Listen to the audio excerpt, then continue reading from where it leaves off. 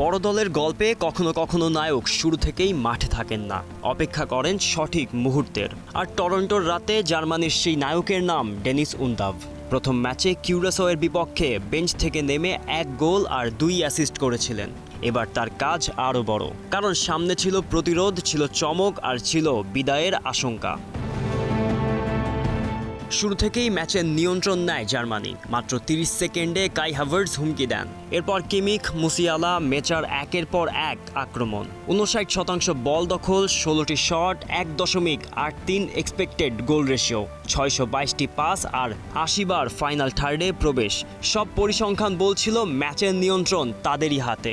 কিন্তু ফুটবল সবসময় পরিসংখ্যান মানে না।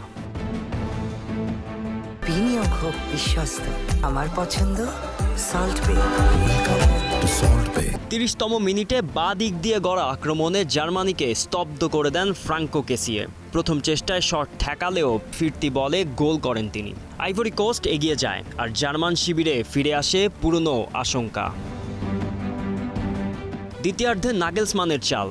60তম মিনিটে নামানো হয় উনদাভকে। মাত্র 8 মিনিট, এতটুকুই সময় লেগেছিল। নাদিভা মিরির ক্রসে দুর্দান্ত ভলিতে সমতা ফেরান তিনি। কিন্তু নাটক তখনও বাকি। 89 মিনিটে আইভরি কোস্ট পেয়ে যায় সোনার সুযোগ। নিকোলাস পেপের নিখুঁত পাস, সামনে সিমো আদিঙ্গা, কিন্তু নিয়ন্ত্রণের ভুলে বেঁচে যায় জার্মানি। আর ফুটবল কখনো কখনো এমনই নিষ্ঠুর। এক্সট্রা টাইমে 4র্থ মিনিটে বক্সে বল নিয়ন্ত্রণে নিয়ে বাঁ পায়ের শটে জাল কাপান উনদাভ। টরন্টোর গ্যালারি ফেটে পড়ে উল্লাসে। আইভরি কোস্টের স্বপ্ন ভাঙে, জার্মানি পায় নকআউটের টিকিট। 2 ম্যাচে 6 পয়েন্ট। 2014 পর প্রথমবার বিশ্বকাপের নকআউটে জার্মানি। আর সেই গল্পের মাঝখানে বড় অক্ষরে লেখা থাকবে ডেনিস উনদাভের নাম। গোলাম মোর্শেদ, স্টার প্লে।